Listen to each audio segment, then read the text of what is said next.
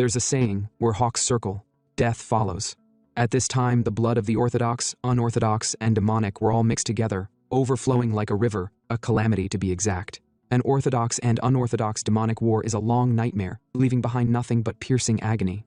At last, it came to an end, only by declaration of unity from the absolute rulers of each faction. Since then, 19 years have passed. The clueless call the current Jianghu an era of peace. But the real ones know that right now, the most covert war in history is in full swing. Now, a guy was walking while reading a book under the beautiful shade of the moonlight. The book contained records of the constant embezzlement of the divine cult's funds, leaking classified internal documents to the Muram Alliance, even the unauthorized surveillance of specific cult members. He closed the book, then sighed in disbelief. With a slight grin, he commented, saying that the bastards in the book needed to have their entire bloodline beaten down to the 3rd generation. Now, they're crawling out endlessly like goddamn rats, daring to commit espionage in the sacred land of Mount Tian Shan. Overflowing with the cult leader's grace, he arrived in front of a building where some guards were stationed. Upon seeing him, one of the guards asked what the hell he was lurking around the building for, then told him to get lost now, questioning if he even knew whose residence this was. With a gloomy face and a calm tone, the guy replied, "Of course I do. It is the home of Yangwu, a 5th-ranked demon and vice commander of the military corps." He then told them to stop talking and just open the damn door already since he had things to do. The guard couldn't believe his ears. He thought the guy was crazy, so he asked him if he had lost his damn mind. "Who the hell do you think you are, ordering someone to open the door of the vice commander's house?" But to his surprise, he was attacked by his own men. The guy told him to obey his command, then knocked him unconscious. The other guard couldn't believe his eyes. He scolded the guy for being a traitor, but he was attacked from behind by the 4th guard. The two of them stepped forward and greeted the squad leader. The guy was from the Heavenly Demon Divine Cult Intelligence Unit, and he was the Counterintelligence Corps' 3rd squad leader. Zhang Yiseo, the Grim Reaper of spy hunting, and the protagonist of this story. Yiseo complimented them since they went through hell infiltrating first. Now, he told the Counterintelligence Corps' 3rd squad that from now on, under the authority granted by the cult leader, they would root out the Muram Alliance spies. They all obeyed, and so they charged out to carry out the mission. 3 unfortunate guards were the first to greet Yama. The other 3 drew out their swords to attack, but they were completely overwhelmed and taken down. Amidst the ongoing chaos, someone hurriedly ran into the room of the vice commander of the military corps, Yangwu. He forcefully opened the door and panicked, telling him they were in big trouble. While the vice commander was enjoying his moment, he told him that a while ago, some unidentified bastards stormed in, and they started attacking everyone in the building. Hearing this, he angrily gritted his teeth, then asked the man what bullshit he was talking about. "Who would dare invade my home?" The man stuttered in fear, telling him the situation escalated so suddenly that they hadn't been able to grasp the full picture yet, and they were barely managing to hold them off. Yangwu angrily called them useless fools for daring to disturb him just when he was getting fired up. He put on his clothes, then asked if a bunch of crazed bandits had lost their minds and come charging in, but he doubted it, because if that were the case, his subordinates would have handled it without all the ongoing commotion. The man apologized, then told the vice commander to please hurry, because at this rate, they might be completely wiped out in an instant. Yangwu then drew out his sword, pointed it at the man's neck and asked, "Who the hell are you?" The man, shaking all over, asked the vice commander why he was suddenly acting this way. Yangwu told him he schemed pretty well but overlooked one thing, that he remembered everything that belonged to him, his money, his treasures, the women he had spent the night with, even the lowest lackeys under his command. Every single one of them, and yet, in all my memories, I don't recall ever seeing a bastard like you. So I ask again, who the hell are you? The man's expression immediately went pale and speechless. With a slight grin, he remarked that he was hoping to drag him outside and deal with him the easy way. A bit pissed that things just don't go his way, he then removed his mask and told the vice commander, "Old cult members like you are pretty sharp." The vice commander was shocked as he saw the man's real face. He couldn't believe it was the mad dog of the Counterintelligence Corps, Zhang Yiseo. He asked Yiseo why he was here. Yiseo told him to stop stating the obvious, then said, "It's because we got a report that you're a spy." The vice commander's face immediately went pale. He angrily lashed out. "What kind of bullshit is that?" he remarked. "There's no cultist as loyal as me, and you dare call me a spy? I refuse such false accusations." But Yiseo told him that a week ago, near Hubei province, he hit a merchant caravan there. As if that wasn't enough, he slaughtered all the merchants and raped the women. The vice commander asked if Yiseo was trying to bring that up now, saying it wasn't a big deal since you know as well as anyone that in our demonic cult, such an act is just a traditional form of entertainment, nothing more. "So why the hell are you suddenly acting righteous?" Yiseo told him.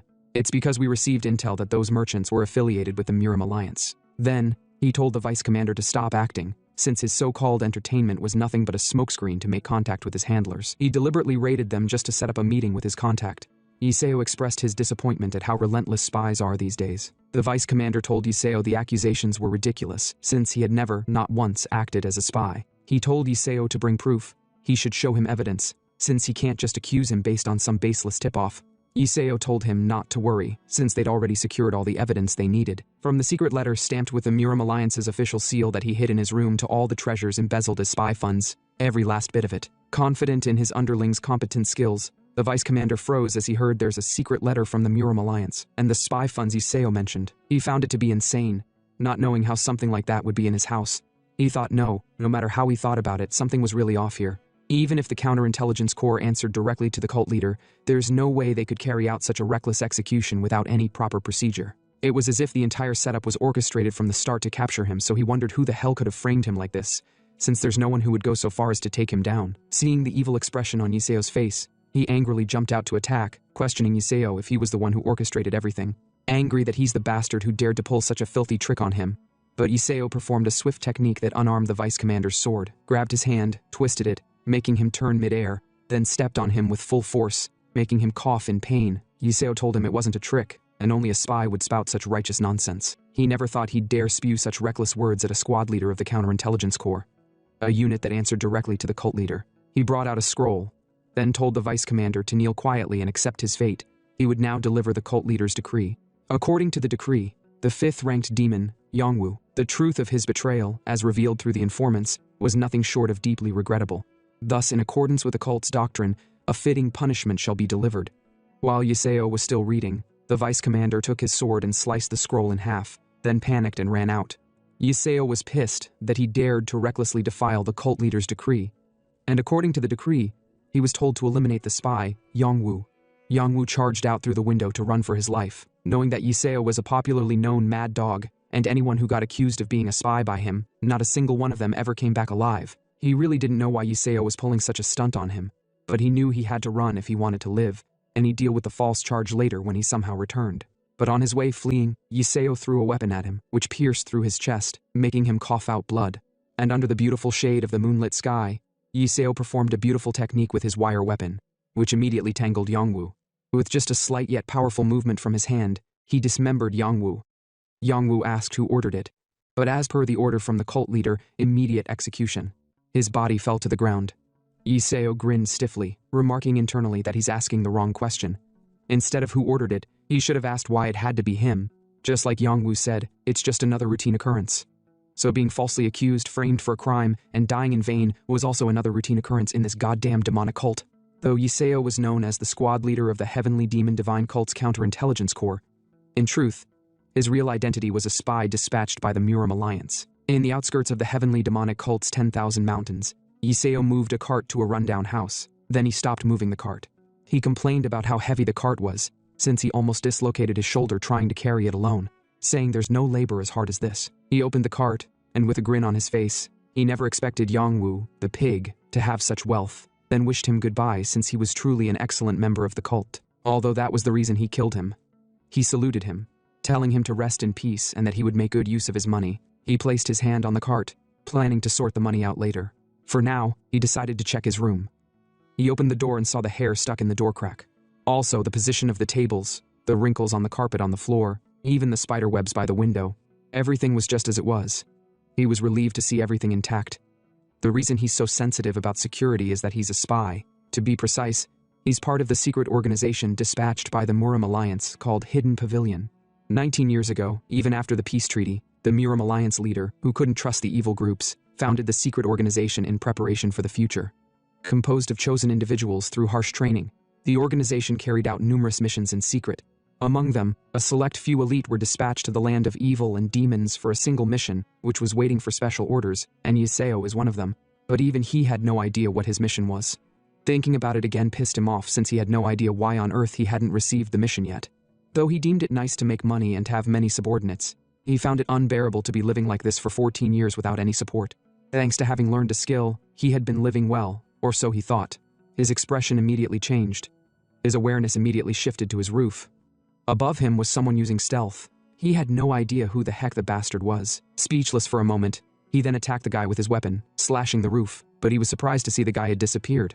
What's more shocking was that he was unable to detect the guy's movement. but to his surprise, the guy appeared behind him. He swiftly turned around and dodged the guy's attack, with a little scratch on his face. He deemed the guy not to be normal, knowing he might die if he let his guard down. They exchanged multiple blows, each strike lethal and precise, then bang, they slammed their hands together, but Yahello sneakily used his weapon to surround the guy. The guy was surprised to see himself surrounded by the flying dagger's thread, but before he could do anything, Yahello had already pinned him down, unable to escape. At least, that's what Yahello thought. But the guy escaped his entanglement, which he never expected. He immediately looked back, wondering who the heck he was. With his level of skill, he must be at least at the hall leader's level. The guy brought out a dagger, then shot it at Yahello, but Yahello parried it away with his hand, piercing the wood. He was surprised to see something on the paper, but what's more shocking was the hidden pavilion symbol on the dagger. He hurriedly turned around to ask for the guy's identity, but the guy was nowhere to be found. He gritted his teeth, seeing that the guy disappeared so quickly, just like that. He calmed down as he realized the guy wasn't trying to kill him based on the way he slipped away, which made him wonder if the guy's goal was to test him. He took the dagger from the wall, removed the paper, then read the content. The command was for Hidden Pavilions number 103, which was Yahello, to make the demonic cult's 7th young master the vice cult leader. Yahello was pissed by the command. He angrily squeezed the paper. He couldn't believe the grand order they were going to issue after making him hide for 14 years was to make the 7th young master the vice cult leader. Yahello was really angry because the bastard was a goddamn loser whom even the cult leader threw away, so he deemed such a mission utter nonsense. Morning reached. In the Hubei region, famous for its lush, daunting lake and dense mountains, the Muram Alliance branch located there appeared to be just an ordinary public institution that was peacefully serene on the surface. However, it was merely a camouflage to confuse outsiders. The truth hidden beneath the manor was the base of the Hidden Pavilion, the strongest intelligence organization of the Muram Alliance. A place where even names were treated as confidential. A girl entered a room, then politely said she had just received a report from the messenger dispatched to the 10,000 Mountains area. He had successfully delivered the order to number 103. The girl was the Hidden Pavilion's vice leader, Yahello, and they used the first-person POV to interact in the organization to avoid revealing their names. She cheerfully told her grandpa she had a question. Her grandpa scolded her and told her to stop speaking in such a mannerless way. He had told her repeatedly that here, they must strictly distinguish between public and private matters. The man was the former advisor of the Muram Alliance and the leader of the Hidden Pavilion, Yahello. She immediately apologized but sulkingly said to herself that they had come to work together just fine earlier, and now he was acting up again. But she was used to it since her grandpa had always been unpredictable whenever he acted as the pavilion leader. The man then calmed down and asked her what it was she wanted to ask. She stuttered, then replied, saying she was curious about his intentions regarding the mission assigned to number 103 because giving an order to make the demonic cult's good-for-nothing the vice leader to a spy left, unattended for 14 years was practically impossible. The man laughed and told her she still had much to learn, even though she was a promising talent of this era. Now, with a serious expression, he asked her as the vice leader how long she thought the peace in Muram would last. She couldn't reply, to which he said, 3 years. At most, 3 years. She sat down, surprised. The people who had achieved the current peace had grown old, he remarked. Soon, a new era's storm would blow through orthodox, unorthodox, and demon alike. So, to protect the current peace against that storm, they could not just make a single move, they must mobilize every available tactic. In other words, number 103 is merely one of the clever moves we can use, he added. He continued, saying that soon, the demonic cult leader, heavenly demon Jinwu Guang, would choose a vice cult leader from among his 7 children. The most likely candidates were the cold and calculating first young master, followed by the charismatic and loyal second young master, and the third young lady, who was well known for her intelligence. All 3 were extremely capable, and if any succeeded the heavenly demon, the second orthodox-unorthodox demonic war would break out. What all this means is that after 19 years, the seeds we, the Hidden Pavilion, have sown will fully bear fruit, and every single one of them is for the peace of the martial world, he commented. She was speechless. Then, with a grin, she thanked the pavilion leader since her curiosity had been satisfied. Now she told him she'd go meet the other members and that she'd see him later during the report. She then left. The room went silent as he drank his drink, then placed his cup on the table. He recalled when he first saw number 103. From their first meeting, the kid was filled with sharp venom directed at the world. Yet because of his love for his only flesh and blood, he chose a life in the shadows in exchange for sending his younger sister for adoption. He then corrected the vice leader's words. Number 103 had not been left unattended because he was one of the top trainees in the history of the Hidden Pavilion. Someone who, at the age of 14, had already mastered elder-level techniques and was recognized by the Alliance leader as a prodigy of the heavens. The most lethal dagger, hidden away for this very moment. The pavilion leader was already looking forward to it. He wondered how much he had grown. A few hours ago, in the artisan village, a settlement of artisans from the demonic cult, Yahello was walking through. As he walked, he said to himself that the more he thought about it, the more annoying and infuriating it was. Those damned old men of the Muram Alliance. They were the ones who buried them in this remote mountain valley. And now they issue this kind of order. They didn't stop there. They even sent a master so skilled that one rarely sees even in the hidden pavilion. Yahello was angry, and wondered if this was their way of making sure they never forgot that they were beneath them. From the first day, Yahello became part of the hidden pavilion on the condition of adopting his younger brother. That was the day they implanted poison worm into his heart. From that moment, he was nothing more than someone permitted only to walk toward the tip of the blade they pointed at him. He could only do as they commanded. Yahello sighed and said, well, what choice did he have but to follow all their commands?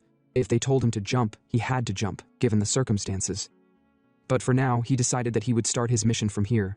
In the spy organization, securing a useful network of contacts was crucial. Some of the key networks of contacts included the White Raven Hall, a group that cleans up crime scenes tainted by missions. The River Willow Guest House, disguised as an inn near 10,000 Mountains. It secretly distributes the latest news from the Central Plains. And finally, the Jagull Study Hall. This very place. It appeared to be just an ordinary study hall, but in reality, only a few people knew the truth. This study hall was the marketplace where all the demonic cult secrets were traded. Looking up, Zhang Yiseo thought. The audacity of this Jagull study hall amazes him, to think they boldly operate under the name of a prestigious Orthodox clan as their storefront. They have so much audacity, they must have strong backing. As he reached out to the door lock, he opened it and stepped inside. But once inside, he saw that somebody was already there. He was a little surprised. Did someone get here before him? He couldn't let that bother him for now. The first essential skill for a spy is the ability to assess others with minimal information. First, he assessed the lady's height. From a distance, he could see that he was taller than her. He noticed an elegant neckline that effortlessly drew attention and a silky, flawless hair. To the average person, this lady's features would be captivating. But if one let themselves be dazzled by such things, they would miss what was truly important. They wouldn't see the essence of the person before them. But suddenly, the lady noticed that he was staring at her. She asked, "What is with that unpleasant gaze?" Our MC smiled and apologized. He said he didn't mean to stare, it was just that such an exquisite disguise was a rare sight in this place. He could tell that the lady was in disguise, this was not her real face. The lady was surprised. What does he mean by that? Zhang Yiseo quickly changed the topic. Anyway, it's a pleasure to meet you, young lady. He then asked, so what kind of book brought her all the way here? Leaning in closer, he added, perhaps is she looking for a secret manual to win the heart of a man she fancy? Then, looking around, he said, if so, he can recommend a good one for her. There should be something useful around this part of the shelf. But in anger, the lady slammed her hand on a book. How vulgar, she snapped. To think that someone would dare harass a lady even in a place like this. She began to unleash demonic energy, preparing to attack our MC. She then asked, hope he's prepared to face the consequences of harassing her? But our MC could already sense the attack. With a smirk, he said he's always prepared for anything. But if she insists on getting involved with a lowly thug like him, then it's not his concern. Although he imagined it would only be a loss for a young lady like her. The girl gritted her teeth in anger. You bastard, she spat. She told him he'd better watch his mouth unless he wanted to die an untimely death, but our MC only smiled. Now that's the kind of fiery personality I like. Yiseo then said that he hoped they meet again. If she ever need book recommendations, she should just hit him up. He'll always be available. But before he could finish, the lady abruptly left, slamming the door behind her, leaving his words unheard and unanswered. Zhang Yiseo smiled to himself. That should be enough for a first impression. Yes, he thought, that should be enough. It seemed like he already knew who she was, and could see through her disguise. Just as our MC was thinking nothing but thoughts, the store owner walked up toward him, wondering what kind of madman was making such a ruckus in broad daylight, only to find out it was Zhang Yiseo. The name of the bookstore owner is Jagal Guirong. He is a book shopkeeper, a native of 10,000 Mountains, the heart of the demonic cults, and a man who calls himself a descendant of the Jagal Liang.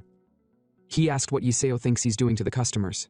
But Yiseo replied with a question of his own, asking why Guirong is always so prickly. Guirong told Yiseo to never mind, and to just get to the point already, just tell him the reason why he came to the store. Yiseo hurriedly reached into the pocket on his chest and brought out a bag of gold coins. He then told Guirong the reason for his visit, he needed a biography. With a serious expression, Guirong asked him whose biography he wanted. Yiseo replied, the biography of the little demon of 10,000 Mountains. Guirong asked how much information he needed. Yiseo answered naturally, he wanted all of it. With a knowing look, Guirong asked if Yiseo was scheming something shady, but our MC shot back, why is he so curious? Does he want to join in on the scheme? Guirong told him to cut the nonsense and follow him. He then made a gesture toward one of the books, one that seemed to be the key to a secret vault. As Guirong lifted the book, a hidden passage opened, and they stepped inside. As they walked, Guirong told Yiseo that considering the person they were dealing with, there was bound to be a lot to uncover. That was why he had brought him to the secret vault. A few hours later, it was already sunset. Yiseo had gathered enough books and was reading through the information while eating some snacks. Meanwhile, on the rooftop, that woman whom our MC encountered in the bookstore called out to a man named Naraka, the third-rank Phantom Sentinel. She asked, Naraka, did you find out whose information that guy bought from Guirong? Naraka replied, as per her orders, he questioned Guirong about the guy's intentions, but Guirong refused to reveal it. The woman frowned. What was that? Guirong refused? Naraka nodded. Yes. Guirong seems to have some attachment to that guy, so he held back. He then asked her, shall he take other measures to fish out the information? But the woman shook her head. No, he should leave it. She already have her answer. She explained that for Guirong to refuse to speak, even when questioned by her, there was only one group of people in the demonic cults that he wouldn't dare mention his business with, and that was her father and them, the 7 siblings. She began pulling off her mask. Now she's even more curious.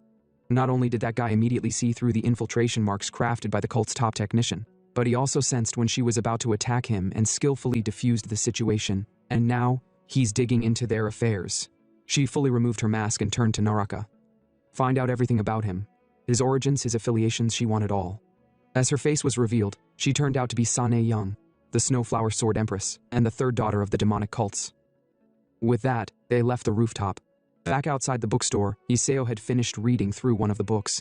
He muttered, this should be enough to get a rough idea of things.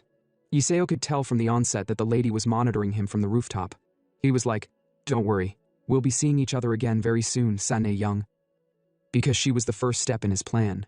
From the very beginning, he knew the masked lady was Sane Young, the third daughter of the demonic cults.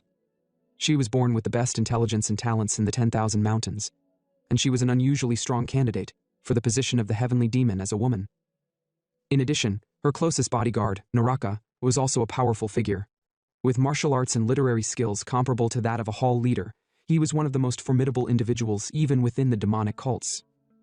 As Yiseo read all this information from the book, he felt a tinge of regret. Why had he approached her in such a reckless way? He could have done it differently. But there was a reason for his approach, a reason that was obvious. It's all because of that bastard, the 7th adopted son of the heavenly demon Maho. Maho hailed from the 3 great noble families of the demonic cults, born with a heavenly yang body constitution that accumulates innate chi. Even with male birth, he is a golden spoon among golden spoons, or so they say. But in reality, everything is a lie.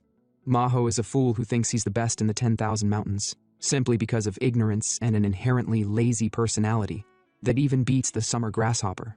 On top of that, he has done insane things, like selling the divine items bestowed by the heavenly demon as collateral at gambling. Maho is a good-for-nothing young master whose support has been completely cut off. The only one he can rely on is the third young lady, Saher Young, and they are as close as siblings. If Yiseo want to move Maho according to his will, she is the crucial part of his plan, and that is why he approached her that way. He knew he didn't make the best impression at their first encounter, but at the same time he had no choice. When receiving such a pointless command from his superior, what should he do? His superior told Yiseo to make the unruly 7th young master the vice cult leader, and the first thing he needed to do was quickly determine what action to take. He began digging the soil with a shovel, looking for something. As he was digging, he told himself that despite the 7th young master being a good-for-nothing, he was still an eminent figure belonging to the first rank of demons. For someone like Yiseo, who was merely the lowest of the lows in terms of rank, approaching the 7th young master was practically impossible. Therefore, he needed to rise to the position of an aide for the 7th young master, Maho. Fortunately, this aide position had been vacant for years. If he passed the job application, he would have a good shot at it. But the only problem was that greedy squad leader, he wouldn't let Yiseo off easily. He would definitely want to benefit from him. Now, to solve that issue, Yiseo said he had no choice but to resort to bribery. He walked up to a particular spot near a hole, obviously a well. 7 years ago, on a certain day, Yiseo was searching for a safe place to hide the valuables he had smuggled, which he was lucky enough to get through espionage. Then, he accidentally discovered this abandoned well. Back then, he couldn't have imagined that inside the well, he would have such a lucky encounter. With glee, he said, "It's been a while. It's good to see you again, my heavenly demon vault." Here he stored his gold and all his earnings, which he had achieved over the years. Just looking at the jewels, he felt satisfaction. They looked even better, considering they had been taken from behind the demonic cult's back. While stroking them, Iseo said to himself that if he had been in the Muram Alliance, even if 3 generations of his family worked to death, they wouldn't have been able to accumulate 1/10 of these riches and jewels. He wondered which one would be best to bribe his squad leader. He picked up a sword and said, "This one is perfect." It was a fine sword mixed with the purest gold, a gold sundering blade. If his squad leader, who was obsessed with golden swords, saw this, he would go crazy over it. So Iseo concluded that he would take the sword with him and use it to bribe the squad leader. But as he was about to leave, he looked around and said, "Since you've come this far." He was tempted to try his luck again. Inside this well, there was a secret room, a room he had been trying to unlock for years but had failed over 1,000 times. He wondered if he should try messing with it again and see if he could finally unlock it. The wall was called the Demonic Wall, and it was one of the lucky encounters he had obtained from this heavenly demonic vault. Now he decided to try unlocking it again. First, he used the white flying dagger, a weapon capable of unleashing white lightning. Second, he activated a demonic art on the dagger that explosively accelerated the flow of chi, transforming it into the ultimate thunder. Altogether, this technique was called the Thunder Transforming Technique. With his body blazing with lightning and his eyes filled with fury, he launched the dagger toward the wall, pouring more energy into the attack. But the Guardian inscription would not budge. The only way to unlock the door was to add more energy, otherwise it wouldn't move. He kept adding more force and said, "He can't give up now, just a little bit more." The inscription told him that he needed to fill the 2 carved eyeballs with lightning. Once he did that, the seal on the door would break. Iseo kept on adding more force to the spear and the dagger, but just as it was about to reach its climax, the demonic wall repelled his attacks. It seemed like his energy was not enough, and it sent the daggers flying back to him. As Iseo caught them, he thought, "Damn." He sighed, thinking today might be the day, and laid on the ground.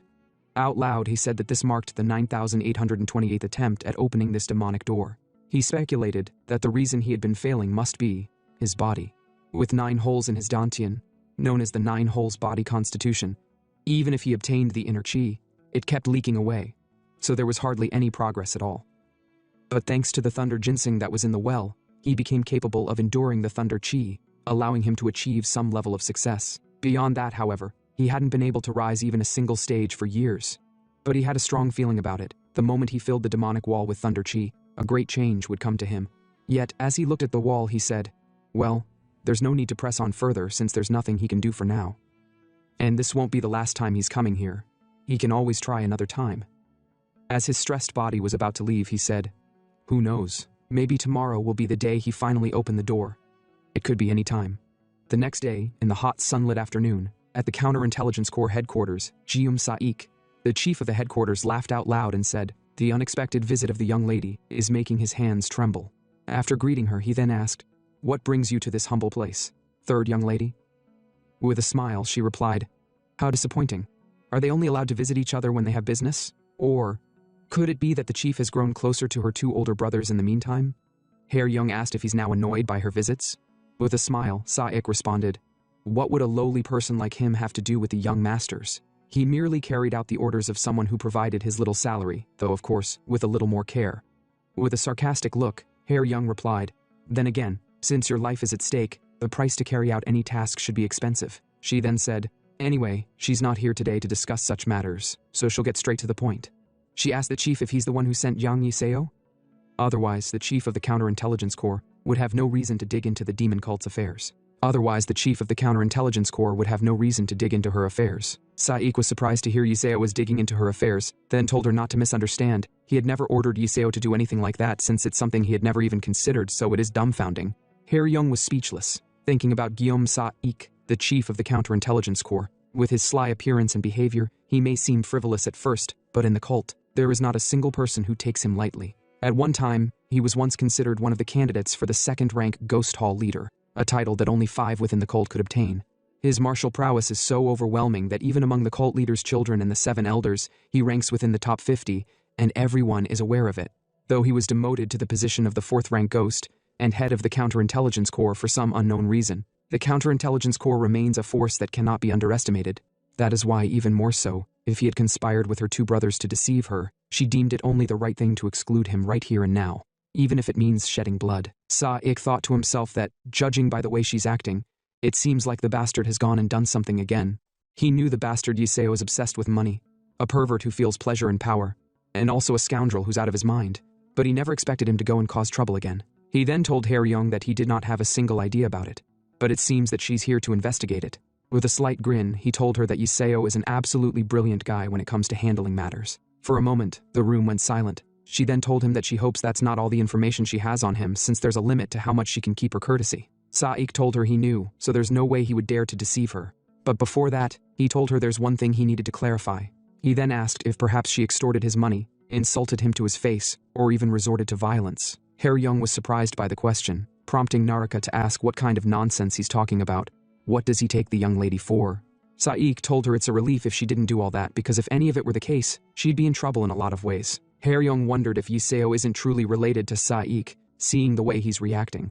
But if that was Yuseo's personal action, she wondered for what reason he was doing so. Sa-ik told her she didn't need to be concerned if she's not involved with Yuseo, since Yuseo is that kind of person, after all.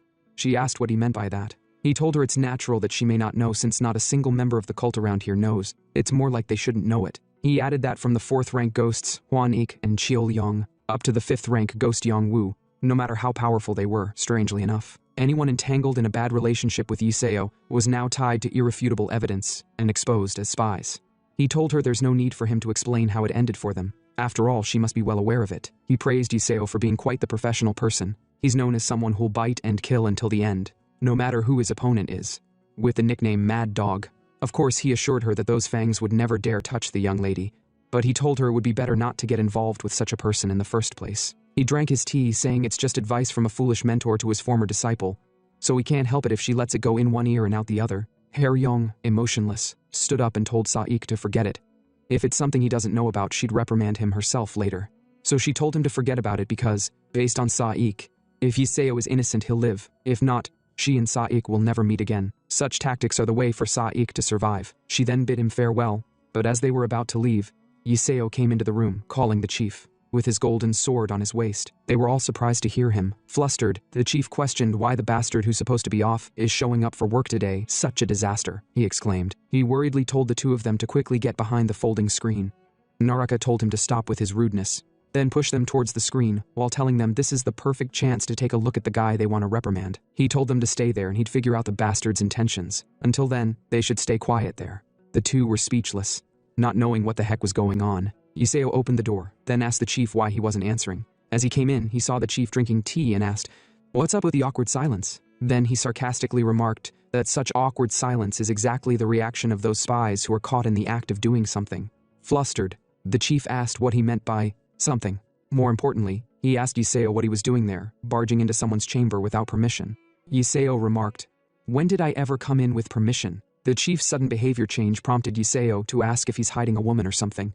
At the same time, behind the screen, Naraka asked Hae-ryung through telepathy what they were going to do, ready to make the chief pay the price as per her command. But Hae-ryung told her they should just play along for now, since this might be the chance to reveal whether Yuseo has no connection with the counterintelligence chief, or if he could be involved with someone else. Yuseo placed his hand in his clothes while telling the chief he's quite prickly today out of all days. Then he placed a document on the table and told the chief to approve it quickly, and he'd leave right away. The chief asked if it's an application for a search warrant. He called Yuseo a vicious bastard, then asked who he was targeting this time for him to come on his day off and cause so much chaos. Yuseo sighed, told him it's nothing like that, then told the chief to hurry up and stamp it since he's also quite busy. The chief, seeing there's no point in saying anything to someone who doesn't listen. Also, his coming worked fine since he was about to ask him something anyway. But as he opened the document, his mood went gloomy. He then asked Yuseo what the heck the document was. Yuseo nonchalantly replied that the document was a request for a position transfer. Hearing this, the chief angrily squeezed the paper. Yuseo murmured loudly, saying that the chief was finally getting senile since he's already unable to read. But the chief angrily threw the paper at Yuseo, which he dodged. He furiously told Yuseo that he had finally crossed the line for daring to pull the cult leader's children into his schemes. Yuseo stood up and asked the chief if he was out of his mind. "What schemes are you even talking about?" Yuseo questioned. The chief drew his sword and swung at Yuseo. Flustered, Yuseo told him to stop. They should just use words since he felt really wronged here. But the chief claimed to be the one feeling wronged for taking in an underling like Yuseo. Then he asked Yuseo what was written on the paper. Why would he even think of going to that person if it wasn't some kind of hidden agenda? Not wanting to talk much, He decided to end Iseo since he was tired of cleaning up after his mess, determined to die together with Iseo. But before the sword could reach Iseo got serious and used his sword to block the attack, breaking the chief's sword in half and sending it flying. The chief couldn't believe his blade was broken, but more importantly, he asked Iseo where he got the gold sundering blade. Something so precious. Iseo sheathed the sword, then told the chief that he was really desperate right now, even bringing a gift like the sword to him, just in case he couldn't convince him with his words. Then he told the chief to take the new sword and let go of his old sword because this time, he must go at all costs to the 7th young master Mao's side.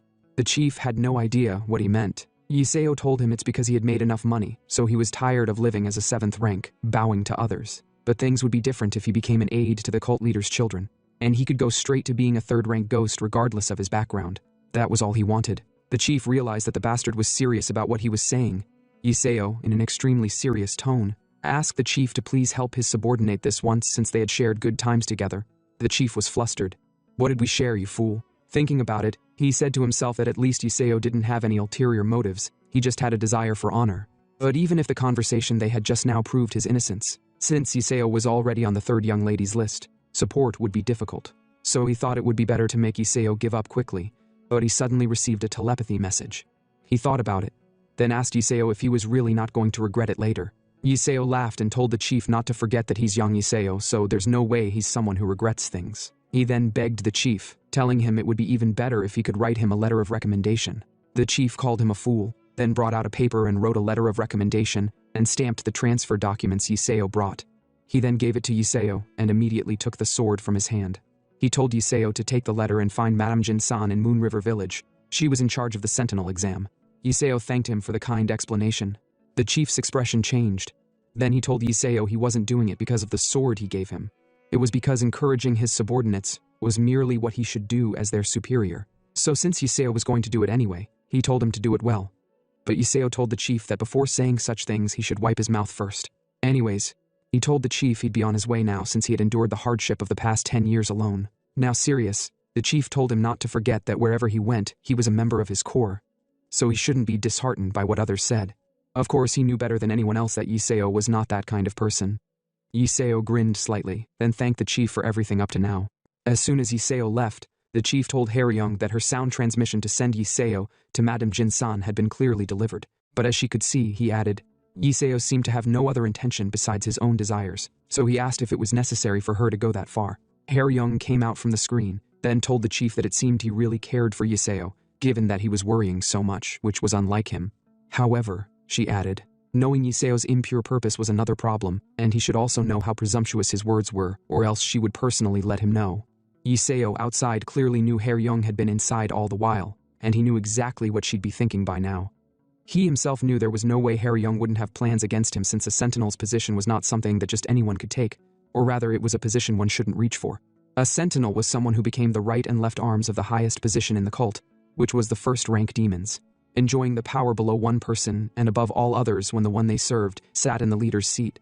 That was why only outstanding individuals suitable for it served as aides to the young masters. From Narak, one of the former 5 Dragons Hall leaders, to Huan Sa, who caused chaos in the martial world, there wasn't anyone who hadn't made a name for themselves. So he could imagine that the young lady's serious personality couldn't take the remarks of a mere 7th-tier ruffian who dared to covet such a position after leering at a woman in the library. So he knew she would likely punish him under the pretense of a test for the sake of maintaining discipline in Qian Mountain.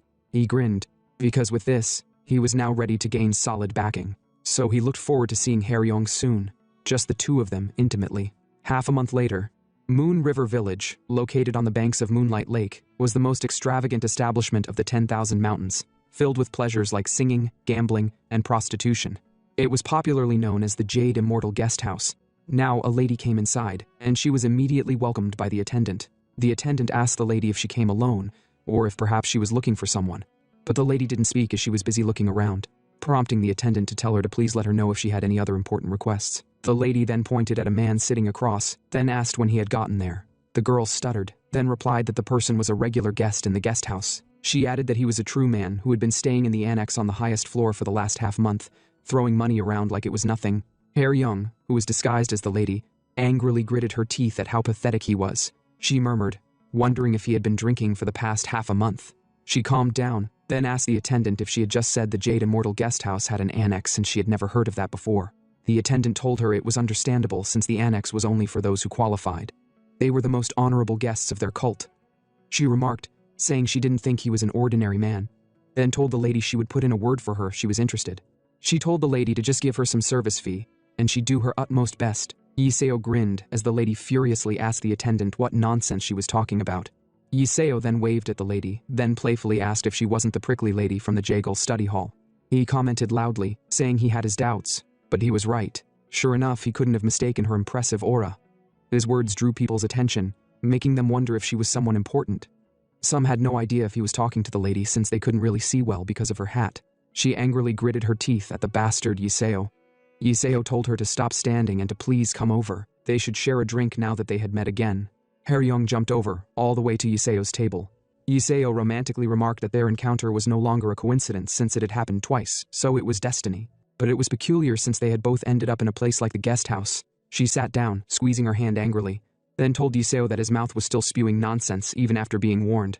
She said angrily, "Do you not know the concept of being careful with words?" Yiseo thought about it for a moment, then asked if that was really what was important right now. He added, "Originally, the Jade Immortal Guest House is a place where people use alcohol in the night as an excuse to indulge in each other's company.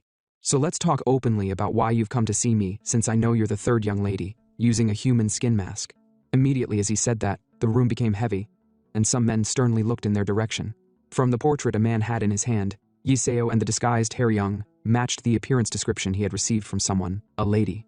So he told his men they should get ready because, in exactly 7 minutes, they would get rid of the two of them. The lady was stunned to hear this. She was like, who the hell is this guy?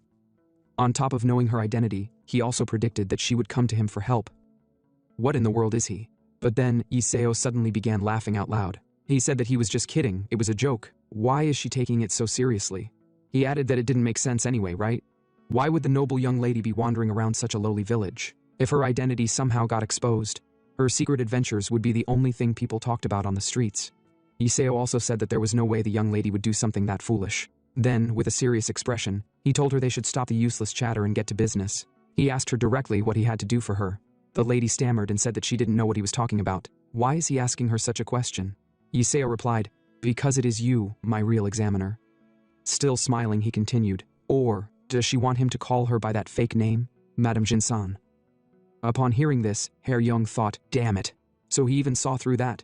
He had seen through her fake name just like that. Madame Jinsan doesn't exist. Even the place Yiseo was told to go was nothing more than a place full of dangerous traps and deadly criminals. However, she wondered, how did Yiseo figure all that out? As if reading her thoughts, Yiseo replied that his job as a spy was exactly investigating, searching, and interrogating. That was his job, and naturally, a person like him would know things others didn't. Even the deepest secrets. In the end, there was nothing in the demonic cult that he did not know about. And then, someone claiming to be the examiner suddenly showed up in the middle of Artisan Village, without him knowing? Impossible. He said that he had definitely known even from the first time she appeared in the village. Back then, he knew something smelled fishy, so he decided not to go. Instead, he waited here, so that the real examiner would come and find him. He handed her a cup of wine and told her, with all these being said, has he answered her lingering questions? The lady sat in stunned silence and thought, if by any chance Yiseo survived that place, she would have spared him the punishment and even reconsidered him for the position. But who would have thought he'd handle the situation in such a way? As Haryong took a sip of the wine, she said that she had to compliment Yiseo on his thinking here. With a sudden shift in aura and a serious expression, she said, however, he should have still come. It was a very clear order from someone of a higher position, and it's his duty as someone inferior to obey. Suddenly, Yiseo stood up abruptly and said, that is indeed true. He sincerely apologized for being unable to fulfill his duty and asked for her forgiveness for this mistake. Seeing this, the lady was stunned. She thought Yiseo would stubbornly argue, but he quickly accepted his own mistake. She then told him to fill her glass. Without wasting time, Yiseo began pouring. Then the lady asked him to give her a reason why she should choose him as one of the young master's sentinels. It was a position where children from noble families had met their deaths overnight.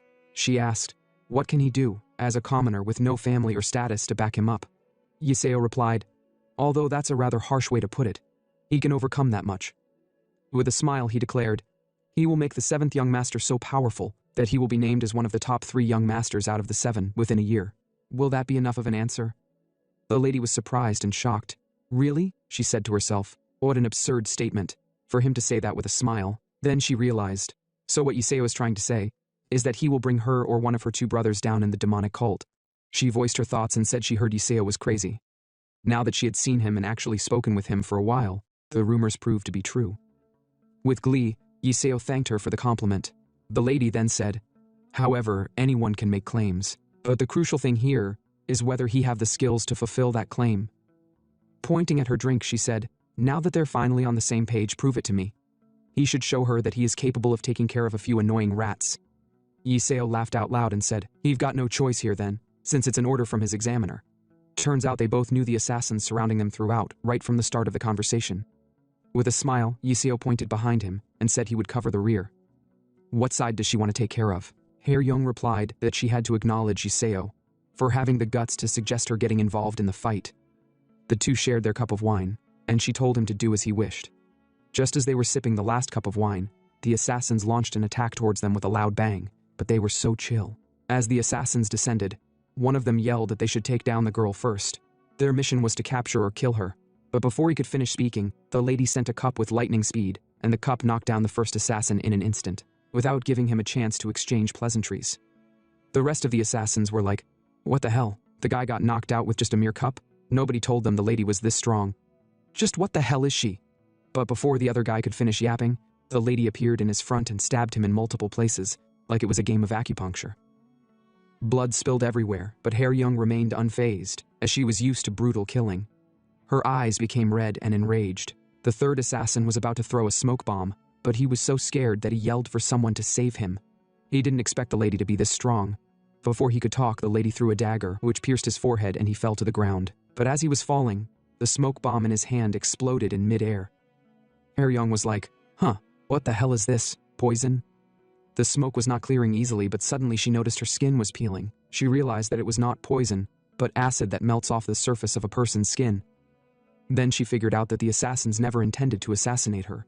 Instead, they planned to reveal her identity in front of everyone here and expose her as a nymphomaniac who hid away in Artisan Village, blinded by lust. She gritted her teeth in anger and said, this must be her brother's doing. She couldn't believe that they had gone so far to use such dirty tricks on her. How petty can they be? But suddenly, just as her face was about to be revealed in front of everyone in the tavern, Yahello appeared with a garment and said, "Oh my, look at this rude bastards. Don't they know that it is disrespectful to make a lady reveal her bare face?" Just then, she looked around and noticed that Yahello had taken care of the remaining assassins, leaving them all in cold blood. She thought to herself, this guy is really fast. He is not all talk after all. He actually has the wit to do stuff. She completely wrapped her face, using it as a mask for now, and told Yahello that he should come to the 7th young master's palace in 4 days. He should make sure to keep his promise. If he did not succeed in doing so, she would rip out his tongue by herself. Then she vanished in an instant. Yahello replied that he knew and told her to stay safe. Later that evening, in the same tavern, Yahello laid in the shadows when a lady walked up to him. He then asked the lady, "Did you get rid of the corpse properly?" The lady replied, "Yes, they have been taken care of so that they won't pose a problem to them later. I have prepared everything as you ordered, master," she said. But she's worried that it won't be enough. Yahello said she shouldn't worry about it. It's a bit annoying that someone broke the expensive furniture with all that commotion, but all of those guys acted their part well, just as planned. It turns out that Yahello was the one who planned the attack and everything. Now Yahello was looking at the sales ledger. The performance has increased again in such a short time. He said that this level of achievement couldn't have been done with ordinary efforts, and that she definitely must have worked hard for them to achieve all this. The lady told him thank you, and said, "Your words are too kind, master." She said that even if it were a more difficult task, is there anything that she couldn't do? After all, it is to repay his kindness because he was the one who made her who she is today. This lady turns out to be the proprietress of Huizanru, and her name is Hong Ran. Yahello said that they shouldn't go on about that story again. He has told her many times that the reason why he saved her was for the mutual benefit. Well, although Yahello can't say he doesn't understand why she is this loyal to him, this woman's real name is Mo Yongran. She was kidnapped by the demonic religion before she came of age. She has been long considered missing. She hadn't been seen in the Murim world, and back then, Yahello happened to find and rescue her during a mission in the past. For some reason, they have been together since then. Now, with her innate intelligence and Yahello's support, she has become the proprietress of Wolha Village, serving as his right hand. If we are to define their relationship, it's a mutually beneficial relationship, but not as some viewers watching this would think right now, although it seems her thoughts are different, and she can only see Yahello as her master. Yahello sighed and said, "Well, anyway, that's fine. Anyhow, she wants it." He then asked her to tell him about the informations accumulated at Shuizianru. In this world of Muram, demonic and righteous sects, there are various ways for a spy to obtain information, sometimes by buying it with money through local informants or receiving covert support from one's organization. But for a spy like Iseo, thrown into the heart of enemy territory, a more long-term and reliable personal source of information is necessary, which is why he has worked so hard to acquire this very place, Shuizianru, for his own personal information organization. Hongran then told him that, according to his orders, she had gathered some information. She said that the current state of the demonic religion is truly the calm before the storm. Iseo replied, that has to be expected. Many things in Tianshan will change depending on who becomes the next young lord, especially the movement of the two most powerful factions within the demonic cults, which are the 7 elders in charge of judiciary affairs and the 5 dragon party overseeing administration. These two main forces are the biggest topic of discussion. Depending on who they support, the outcome of this young lord selection will be determined. Iseo then asked Hongran, who does she think the two factions will side with?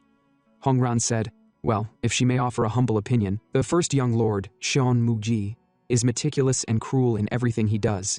He is considered the closest to being the leader among the current young lords.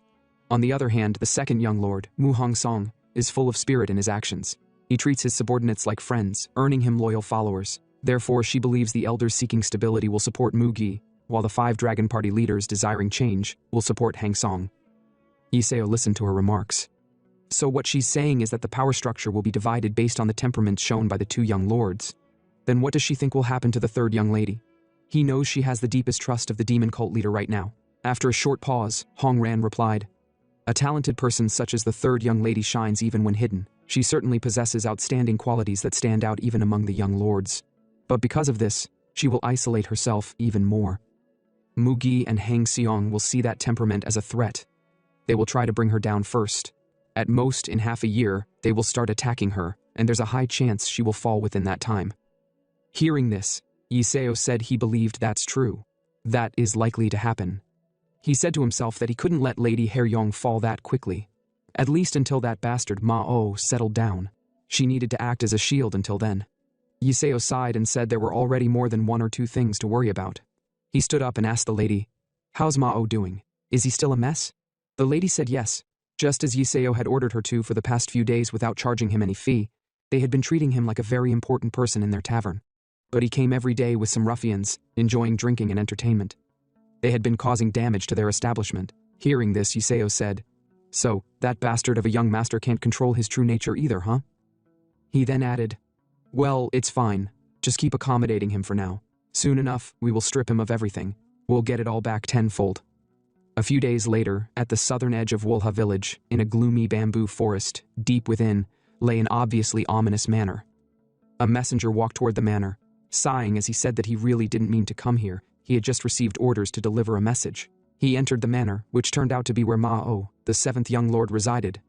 The messenger trembled and told Ma-O that in 2 days' time an aide would be coming for him. After saying this, he added, that is all. Ma-O snapped and demanded, who did you say is coming? The messenger, now trembling, said, the aide chosen by Lady Haeryong, Ma-O's elder sister. She was the one who sent him and said that young Master Ma-O should welcome the person warmly. He is a top talent, selected through a rigorous test. But Ma-O grabbed the messenger's neck and growled, what nonsense are you blabbering about? How dare they say he should welcome the aide? Don't they know how all those so-called aides before him were chased away one after another? How many days do they think it took them to leave in tears? The messenger apologized, saying he was sorry, he had only come to deliver the message. By now he was losing breath and begged Ma-O for his life. Suddenly Ma-O freed him, pushing him to the ground, then said, well, since this person was sent by his big sister, he can't just kick them out right away. He then asked, what's the guy's name? Who are they sending? The messenger replied, the aide's name is Zhang Yiseo. Ma-O then asked, does the aide hold any position in the demon cult? Given the situation, they probably won't be at the level of a sect leader, but at least a deputy leader, right? The messenger replied, no, the aide is not a deputy leader. He is a unit leader, the 3rd unit leader of the counterintelligence unit. Upon hearing this, Ma-O snapped, how the hell is the aide they're sending him such a low rank? A unit leader? Not even a sect leader? That's way too low. In his anger, he smashed his jar of wine.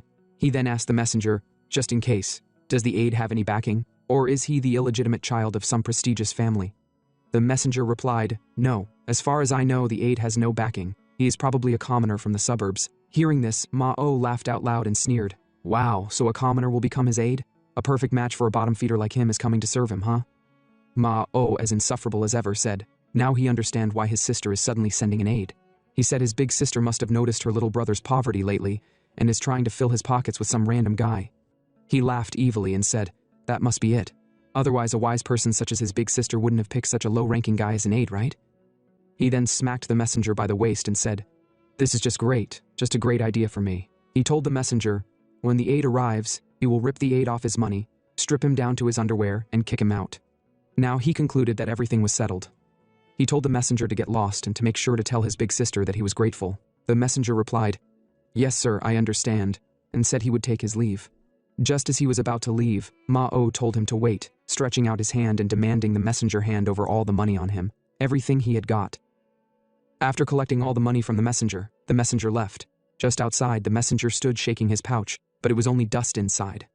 The messenger said, well, I guess it's unfortunate for him. If Ma-O had been an outright unbearable piece of trash, the messenger would have considered killing the seventh young master, even if it was a mission. The messenger began pulling off the mask from his face and revealed himself. It turned out to be Yahello, who had come here in disguise. He was still angry and said, even so, how dare that useless young master empty his pockets of gold? Can he really let this slide just like that?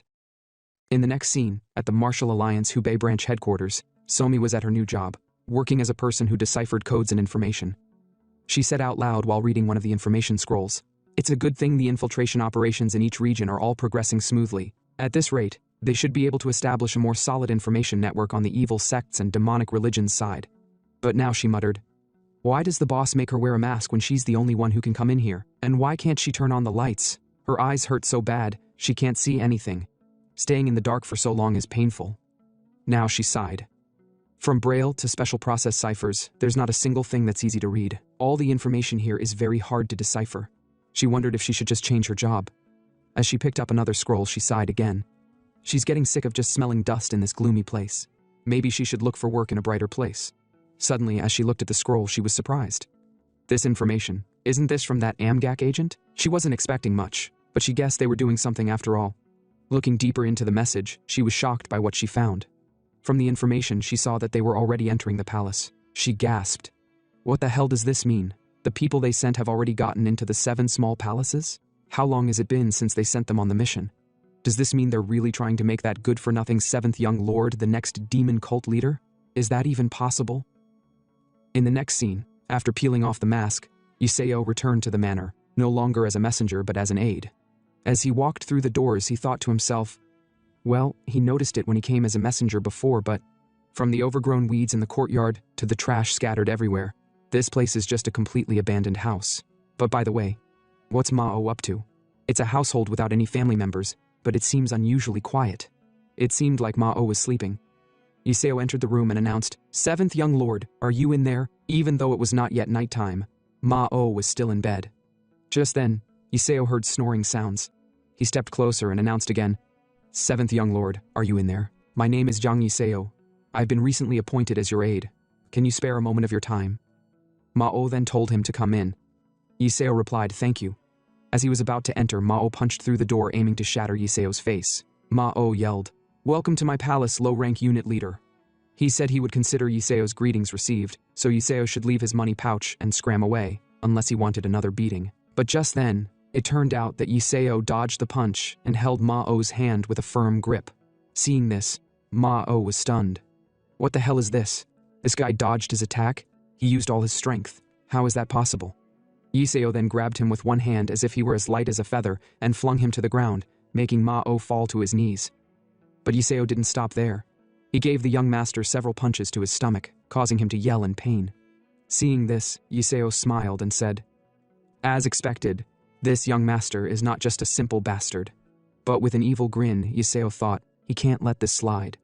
Time for Big Brother to teach you a lesson.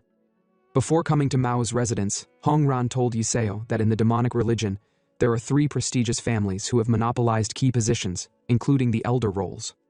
Directly assisting the leader is Elder Yi Chan of Mount Shanga, known as the White Demon Sage, who has mediated Tian Shan's conflict, and he belongs to the Thousand family. The third elder, Mang of the Mang Qiuyong family, is known as the cruel military commander, unmatched in loyalty and bravery, while the first elder, Ma Il Song of the Ma family, is considered a rank above the other elders, a tactician serpent who has held the first elder position for 4 generations, and Mao is from this Ma family. He's a descendant of one of the demonic religion's prestigious bloodlines. He was coincidentally selected by the religion leader, who visited the Ma family, and became the religion leader's adopted son. To others, his life might have seemed like a path covered with flower petals, but in reality, it was nothing more than a thorny path filled with rotten weeds. Because the 7th young lord, Mao, was born as an illegitimate child, he was mistreated and made to sweep the family courtyard. Yahello commented that must have been the case. At that time, the one the family was pushing as the religion leader's adopted son was Ma Il-sung's eldest son, Ma I-sin. Ongran added, "That's right, so the Ma family couldn't help but be greatly flustered because the illegitimate child they had neglected caught the religion leader's eye while sweeping the courtyard. So from the Ma family's perspective, it was truly a case of the servant becoming the master. Outwardly, they held a feast, calling it a family celebration, but Yahello knew it was just a perfunctory show for appearances. Among those with insider knowledge, it was already accepted that Mao was an abandoned existence. There were even opinions that the religion leader, Jin Wukwang, had made a political move to keep the Ma family in check.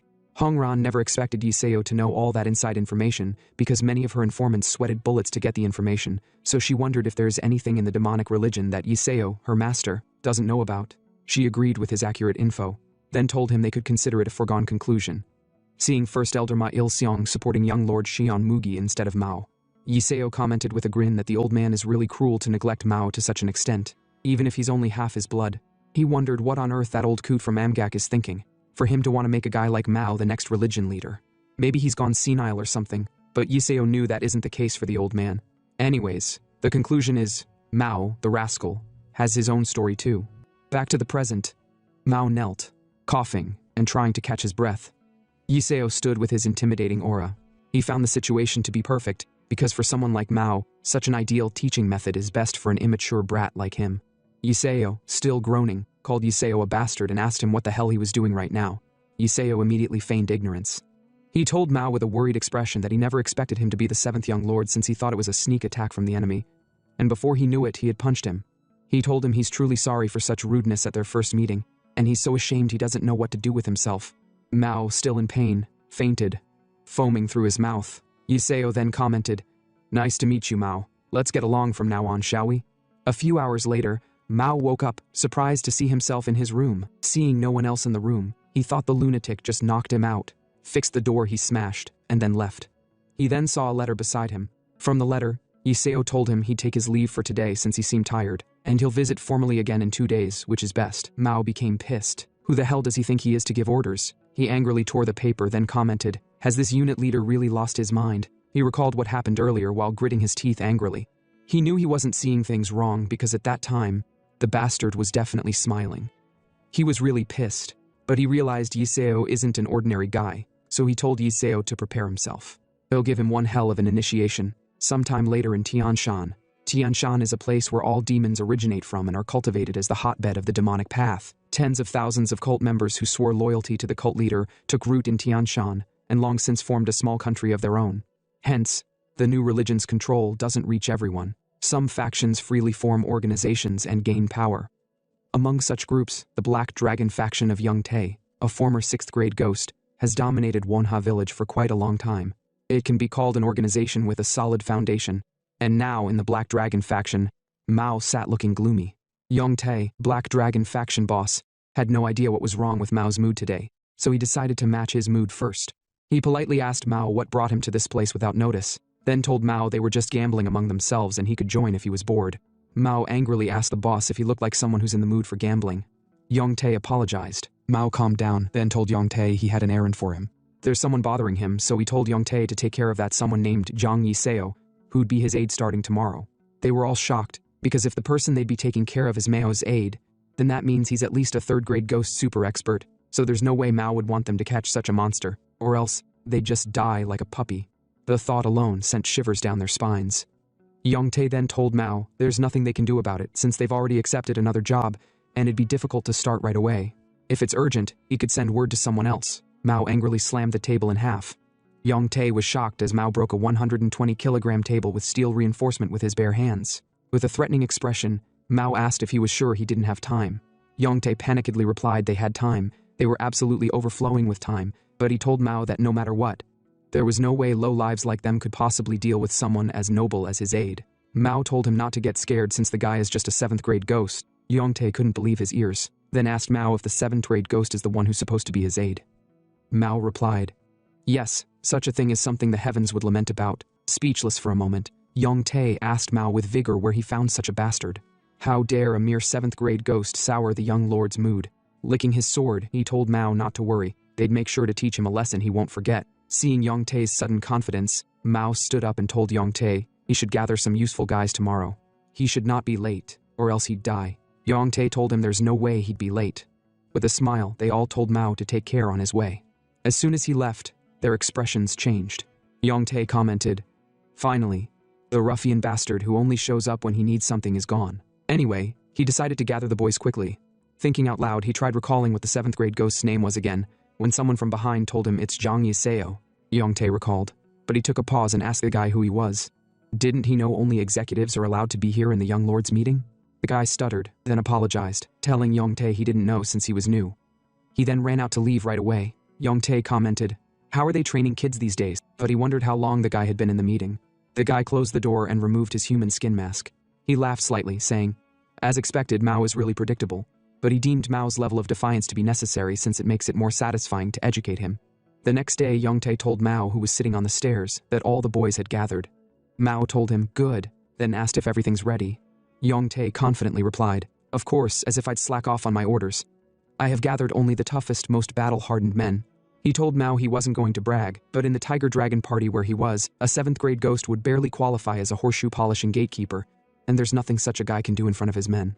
He guaranteed he'd be on his knees begging for mercy, and he'd be lucky not to wet himself. Someone then announced that Kang Yiseo was here. Yiseo was confronted outside by their most battle-hardened men. In front of him was a big-looking Manchi. The big guy is the vice leader of the Tiger faction, known as Catfish. He asked Yiseo if he's the one they're talking about. He heard he had been disrespectfully cozying up to the 7th young lord lately. Yiseo, not scared one bit, replied yes, then asked the guy who he was. He remarked, telling the guy that he must have a wide field of vision, seeing that his eyes are quite far apart. The guy told him his name is Catfish. Yiseo agreed, since such a name suits him, then sarcastically asked if it's okay to have a catfish in the Black Dragon faction. He could understand if it's a loach, but a catfish is something else. Catfish angrily asked Yiseo if he's comparing him to a fish, then immediately resorted to using his fist. Inside the building, Mao asked if they're starting the lesson already, hearing the noise outside. Yongtae didn't know either, since he told them to wait until the young lord arrived. But he guessed the boys couldn't hold back. As he opened the door, he told Mao that sometimes his men act on their own because of their excessive loyalty to the young lord. But to their surprise, Catfish was already on the ground unconscious. Yiseo commented while searching Catfish's pocket. "For a thug, why are your pockets so empty? Nothing worth taking, nothing at all." Mao stepped forward, surprised to see Catfish on the ground.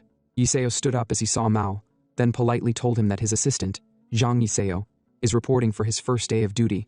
He asked Mao how he's feeling now since he was quite flustered earlier and committed great disrespect. "You dare ask about my well-being?" Mao commented, then asked Yiseo what kind of joke this was. Yiseo laughed, "I get that compliment a lot," then asked Mao who all these people were. Did he gather so many for his welcoming ceremony? Mao replied, "The more the merrier. I gathered them so Yiseo can enjoy it until he drops dead." Then asked Yiseo if he still wanted to be his servant. Yiseo replied, "Of course my dreams are grand, but my background is somewhat humble, so I hope to advance my career by your side. In simple terms, I'm trying to grab onto a lifeline." Mao laughed, called Yiseo a fool, told Yiseo he had come to the wrong place if that's what he's after, since his own life has hit rock bottom, but Yiseo told him not to worry about it, then said to himself that he knew Mao better than anyone else. He told Mao that he just needed to follow him up there, to the high position. Mao was speechless, wondering if this guy was being serious right now, but he came back to his senses, thinking he had finally gone mad for listening attentively to the nonsense of a measly 7th grade ghost. He gritted his teeth angrily, then asked Yongtae how long he was going to let Yiseo talk like that. He should get to work. Yongtae immediately told his men to stop standing around in a daze. It was time to work and they should give Yiseo a warm welcome. As they charged towards Yiseo, Yiseo told Mao that he also thought what he said was right, the more the merrier. To their surprise, some masked men jumped out of the blue, standing behind Yiseo. The men paused, worried, and asked who the guys in red were, but seeing the blood-red clothing, they realized they're the counterintelligence unit. Yiseo commented, "These guys came here so fast, when did I even call them?" "Well, now that all their guests seem to have arrived, shall we start the real welcoming ceremony?"